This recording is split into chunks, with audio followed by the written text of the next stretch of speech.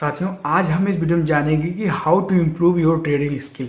आप अपने ट्रेडिंग को किस तरह से और भी बेहतरीन बना सकते हैं। जिस लेवल पर आप हैं उस लेवल में आप सुधार करके किस तरह से और अप लेवल पर जा सकते हैं, जिससे कि आपको ट्रेडिंग में अच्छा खासा प्रॉफिट हो और वह प्रॉफिट आपका कंटिन्यूसली बना रहे। साथियों, प्रॉफिट तो सभी का होता है, आपको पता है कि जितना प्रॉफिट होता है एक ना दिन वो लॉस हो जाता है। ट्रेडिंग में यही समस्या है कि प्रॉफिट कम होता है, लॉस ज़्यादा होता है। तो हम जानेंगे कि आप किस तरह से अपने ट्रेडिंग स्किल को साथियों इम्प्रूव कर सकते हैं। सिंपल सा मैं कुछ चीज़ें बताऊंगा जो आपको नहीं करनी चाहिए। सबसे पहले आपको ओवर ट्रेडिंग से बचना चाहिए। जैसे कि अगर आप डेली 1 2 3 4 लॉट से ट्रेडिंग कर रहे हैं तो उसी पर कुछ दिन, महीना 2 महीने 4 महीने 6 महीने उसी पर कंटिन्यूसली करिए, क्योंकि आपका जो माइंडसेट है उसी हिसाब से आपका माइंडसेट डेवलप होगा। आज आपने 1 लॉट से ट्रेडिंग किया, आपका 1,000 का प्रॉफिट आया, लेकिन कल आप सोचेंगे कि अगर मैं 10,000 का 10 लॉट से ट्रेडिंग किया होता तो मुझे 10,000 का प्रॉफिट आता। जो कि बहुत गलत है, क्योंकि हमेशा आप यह सोचते हैं कि प्रॉफिट, दूसरा पहलू है लॉस। लॉस भी हो सकता है, तो ये माइंड में हमेशा रख के चलिए कि जितना प्रॉफिट हो सकता है उतना लॉस भी हो सकता है। तो इसलिए हमेशा आपको ओवर ट्रेडिंग से बचना है। अगर मान लीजिए कि अगर आज आपका लॉस हो गया, ऐसा नहीं कि आज ही उसको रिकवर करना है। और हम लोग सोचते हैं कि ना, आज हमारा लॉस हुआ है तो आज ही हमको उसको रिकवर करना है, तो जिसके चक्कर में ओवर ट्रेडिंग करते हैं, प्रॉफिट से ज़्यादा ब्रोकरेज दे देते हैं। तो इससे बचना है हमेशा आपको।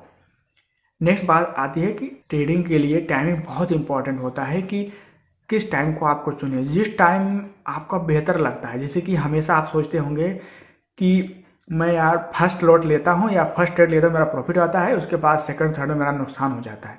ट्रेड में लेके निकल जाइए, सेकंड थर्ड ट्रेड करने की क्या ज़रूरत है। अगर आपको लगता है कि फर्स्ट हाफ में हमारा अच्छा आता है, सेकंड हाफ में हमारा नुकसान जाता है, तो फर्स्ट हाफ में ट्रेडिंग कीजिए।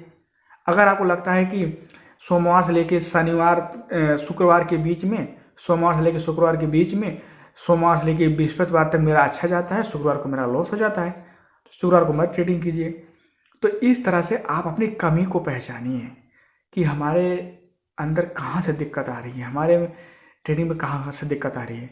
एक चीज़ आप हमेशा याद करके रखिए कि अगर आपका लॉस हो रहा है तो कोई ना कोई तो प्रॉफिट कर रहा है। आपने क्या किया जिसकी वजह से लॉस हुआ, अगले ने क्या किया है जिसकी वजह से उसका प्रॉफिट हुआ है। तो सिंपल सी आप ये चीज़ें फाइंड कर सकते हैं, क्योंकि इसमें दो ही होता है, या प्रॉफिट या फिर लॉस।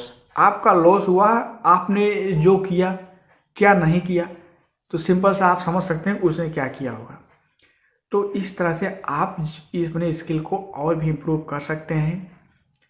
सबसे पहले अगर आपको दिक्कत आ रही है कि आप, जैसे मेरे साथ हुआ था कि मैंने डायरेक्ट बैंक निफ्टी से ही स्टार्ट किया था, क्योंकि मुझे पहले इन सब चीज़ों के बारे में पता नहीं था। तो क्या करना है कि आप कुछ दिन स्टॉक में ट्रेडिंग कीजिए, जैसे रिलायंस हो गया, टाटा हो गया, इंसा अडानी, इन सब के स्टॉक में कुछ दिन ट्रेडिंग कीजिए, जिससे कि आपका जो माइंड है थोड़ा सा डेवलप हो जाए। ट्रेडिंग स्किल इंप्रूव करने के लिए बहुत इंपॉर्टेंट होता है लेटेस्ट अपडेट। आपको स्टॉक मार्केट का हमेशा लेटेस्ट अपडेट होना चाहिए कि अभी स्टॉक मार्केट में क्या चल रहा है, क्योंकि आप लोग को पता होना चाहिए कि एक डिसीजन से पूरा मार्केट गिर जाता है और एक डिसीजन से पूरा मार्केट 1,000 2,000 पॉइंट अप हो जाता है।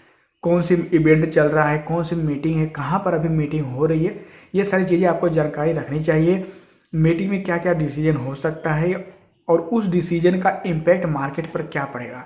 अगर ये चीज़ आप समझ गए तो आपको ट्रेडिंग में कोई भी हरा नहीं सकता। मैं आज भी कहना चाहता हूँ कि आधे से ज़्यादा लोग जो ट्रेडिंग करते हैं उनको ये भी नहीं पता होता है कि BSE NSE क्या होता है, BSE NSE कब लिस्टेड हुआ था, सेंसेक्स क्या होता है, बैंक निफ्टी क्या होता है, निफ्टी 50 क्या होता है, ये सारी चीज़ें नहीं पता होती हैं।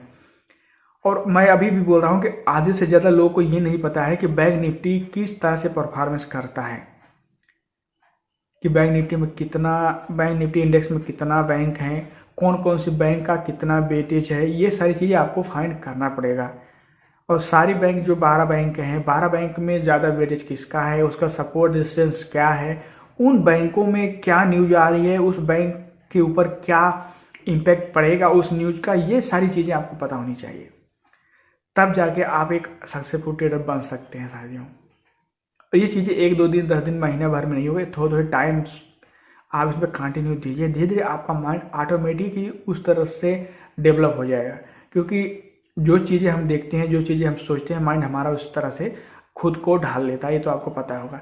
तो इस तरह से आपको ये चीज़ें करनी चाहिए जिससे कि आप एक प्रॉफिटेबल ट्रेडर बन सकें साथियों, और अपना एक जो ट्रेडिंग स्किल है उसको इम्प्रूव कर सकें साथियों। अभी तक आपने हमारे चैनल को सब्सक्राइब नहीं किया है सो प्लीज़ कर लीजिए। मैं हमेशा आप लोगों के लिए इम्पोर्टेंट वीडियो लाता रहता हूँ। ओके।